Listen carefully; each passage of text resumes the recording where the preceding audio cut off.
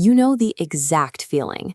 You open an app to watch a single video, and suddenly you lose an entire hour to an endless feed. Your mind feels foggy, disconnected, and heavy. People call it brain rot. If you believe the headlines, these glowing screens have shrunk human attention spans down to 8 seconds. That is officially less than a goldfish. But when journalists tracked down that specific statistic, they found nothing. The numbers published in a famous tech report were entirely made up. The goldfish comparison was a myth. History is full of these exact moral panics. Thousands of years ago, Socrates warned that the written word would ruin our minds. Society repeated those exact same fears when people started reading novels, and again when the telegraph was invented. Since humans have a track record of overreacting to every new communication tool, we need to look closely at the science.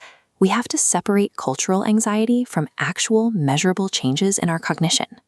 To figure out what short-form video feeds are doing to our heads, we can look at how the platforms describe their own products behind closed doors. Recently, 14 U.S. states sued a major short-form platform. That lawsuit forced hundreds of internal communications out into the public eye. Inside those confidential documents, employees admitted that their success relies on strong automation that, quote, limits user agency. They win by making fewer things feel like your decision. The root of the fog you feel after scrolling isn't the content you're watching. It is the architectural removal of your choice. For decades, media operated on a menu system.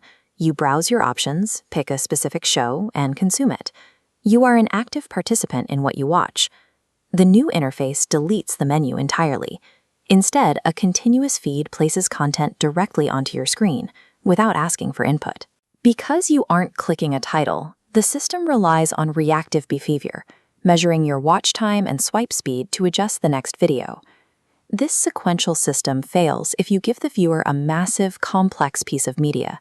It relies entirely on short, bite-sized morsels. You arrive at the modern short-form video feed by actively stripping away the viewer's choices. A lab in Beijing tested whether this specific interface changes how people think. Researchers gave students a classic analytical test. They asked questions like, a bat and a ball cost $1.10. The bat costs $1 more than the ball. How much is the ball? To get the right answer, you have to override your mental autopilot. One group scrolled a standard short-form feed. The other watched the same clips, stitched into a single unskippable video. The swiping group scored 12% worse on analytical questions. It didn't matter if they watched science facts or cute animals. The content was irrelevant. The physical act of interacting with a frictionless, endless swipe interface degraded their ability to reason analytically. Another experiment at the University of Munich looked at a different cognitive skill disrupted by the feed: perspective memory. Perspective memory is your brain's ability to hold an intention for a future action, like remembering you have to join a meeting in 10 minutes while you're busy reading an email. In the lab, researchers test this by having subjects categorize fake words and real words on a screen, while simultaneously remembering to press specific keys whenever a certain color appears. They gave subjects a 10-minute break, then tested them again. This graph tracks subjects remembering future intentions. For the group endlessly scrolling a short-form feed, scores plummeted.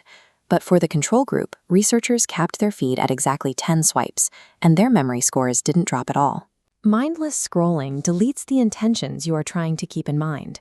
The limitless, frictionless nature of the feed nudges your brain into a state of dissociation. Brain rot is not permanent physiological damage.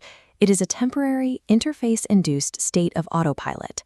When you fall into the endless scroll of a short-form video feed, you are physically disconnected from your immediate environment. In 1890, the pioneering psychologist William James wrote, "My experience is what I agree to attend to." Our consciousness is shaped entirely by where we aim our focus. By handing your selective interest over to an algorithm, you lose control of your own conscious experience. This architecture dominates the modern internet, leaving consumers and creators stuck trying to navigate a system built to bypass our active choices. Some prominent educators on YouTube have chosen to completely boycott the Shorts feed.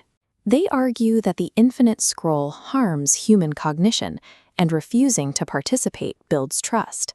You don't need to throw your phone in a river to escape this cognitive deficit. You just need to reintroduce intentional friction into your media diet. Watch long videos, read a physical book, navigate by menus, not feeds. Your brain isn't broken. It is reacting exactly as the interface designed it to. The only way to cure the rot is to take your agency back.